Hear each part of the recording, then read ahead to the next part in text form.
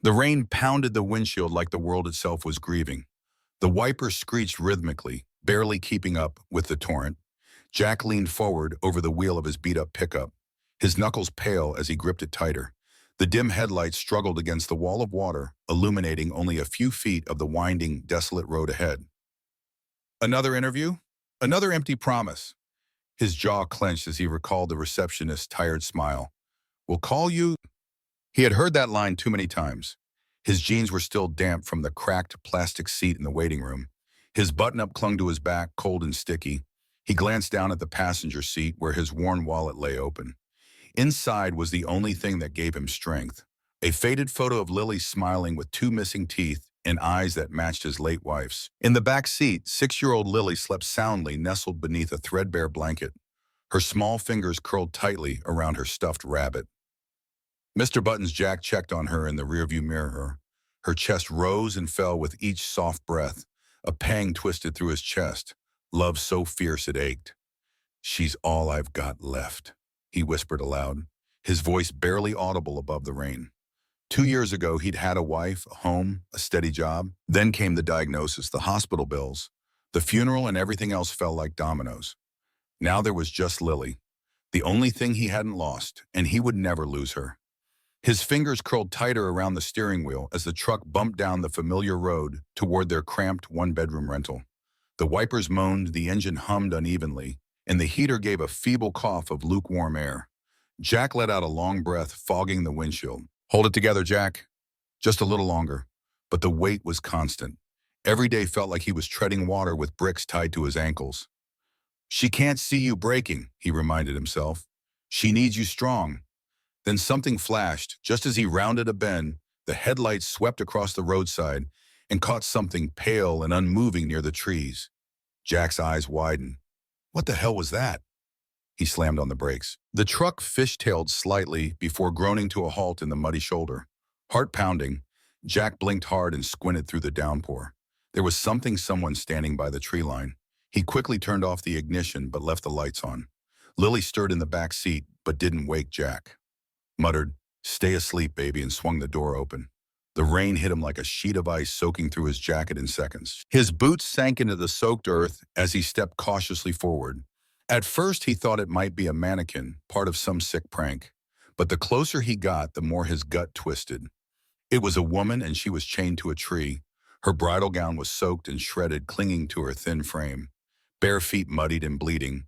Her hair plastered to her face, which was smeared with mud and tears. Her arms trembled. She didn't speak. She didn't move. But her eyes, those wide, haunted eyes, locked onto his. Jack's breath caught. What the hell?" he whispered. Then raised his voice slightly. "Hey, are you okay? What happened to you?" She just stared, silent. Broken, Jack looked around.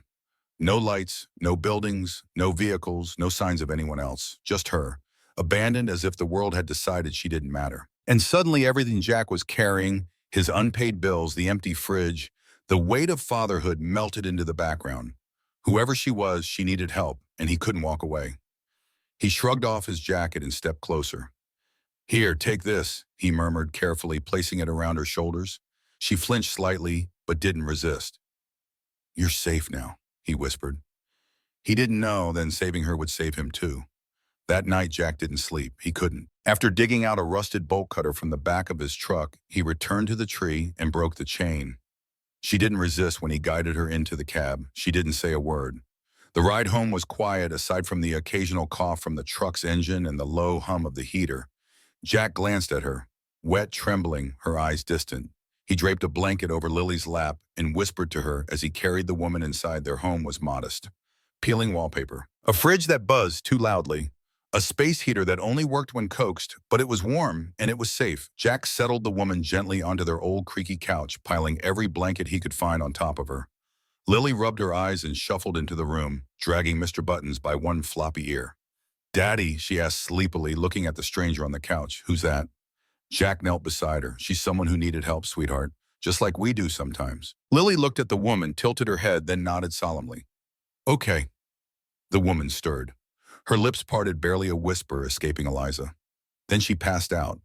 Jack sat at the edge of the couch for a long while, elbows on his knees, watching the rise and fall of her chest. He should have been overwhelmed, but instead there was something steadying in the room. Something that told him maybe they weren't alone in their brokenness anymore. In the days that followed, a quiet rhythm settled into their lives. Eliza barely spoke her words like fragile glass, soft measured and always laced with caution. Jack didn't press. He simply let her be. But despite her silence, Eliza gave. Without being asked, she folded laundry with delicate precision. She tightened the loose screw on the cabinet door that had been driving Jack crazy for months.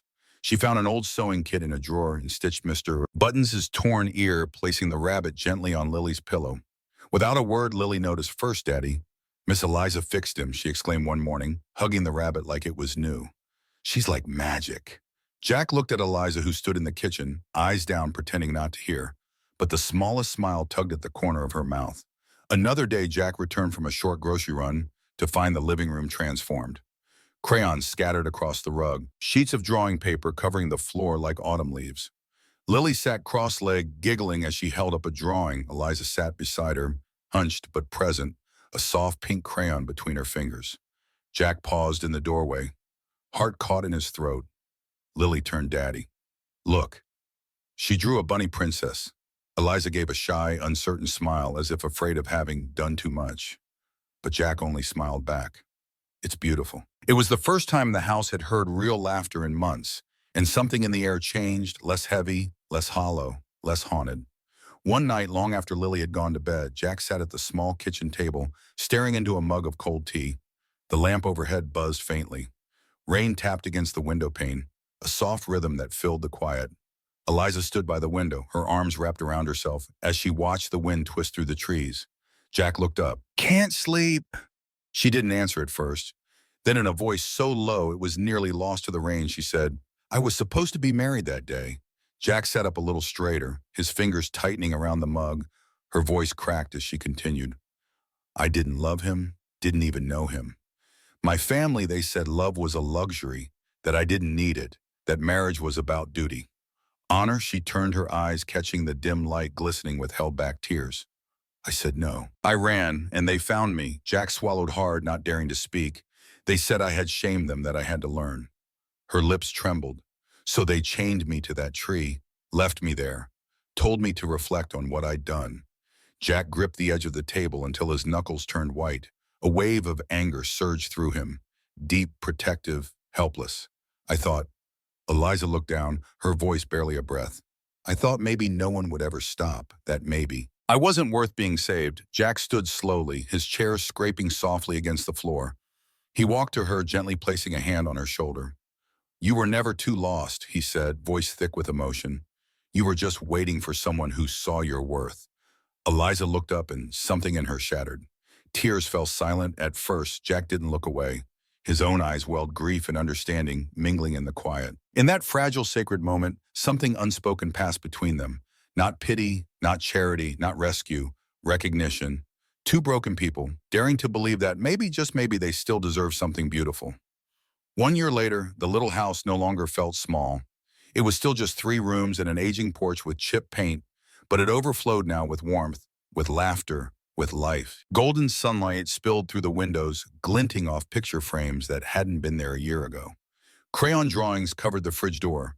Castles, rabbits, stick figures with smiling faces and labeled names. The fridge itself hummed a steady content tune, no longer hollow inside. In the kitchen, Jack stood flipping pancakes. The smell of butter and syrup danced in the air. He whistled under his breath. The corners of his lips lifted in a quiet, unshakable smile. Okay, hold still. Squirmy worm, Eliza laughed softly. Across the table, she gently parted Lily's hair, weaving it into a neat braid. Lily sat with her chin tilted up proudly, a sleepy grin on her face. Am I princessy yet? Lily asked. You're beyond princessy, Eliza replied, tying off the braid with a pink ribbon. You're royalty. Jack turned from the stove, flipping a pancake onto a growing stack. You're gonna need your royal breakfast then, your majesty. Lily clapped. Pancakes with extra syrup always. Jack winked. The kitchen filled with laughter. Real laughter, the kind that healed. Jack had found steady work of maintenance at the local elementary school. It wasn't glamorous, but it paid the bills, and it gave him something he hadn't felt in years. Dignity, Eliza had changed too. The once quiet woman who barely whispered now spoke with calm fire. She volunteered at a nearby women's shelter twice a week, sitting with others like her, holding their stories gently and offering her own as a bridge. She'd become a voice for the silenced. At school events or community picnics, Lily would tug at Eliza's hand and declare to anyone who'd listen, "This is my mom." No hesitation, no explanation, just truth. And in every way that counted, she was.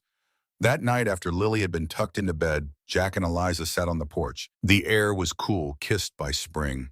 Fireflies blinked lazily in the field beyond the fence, their flickers echoing the steady rhythm of peace that now lived in Jack's chest. Eliza leaned her head on his shoulder. Their fingers were laced together, calloused, weathered, familiar. They didn't speak. They didn't need to.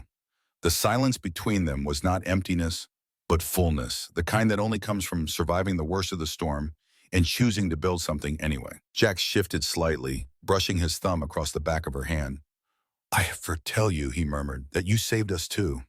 Eliza smiled, eyes still on the horizon. "No," she whispered. "But you didn't have to." They stayed like that for a long time, the night wrapping gently around them like a blanket.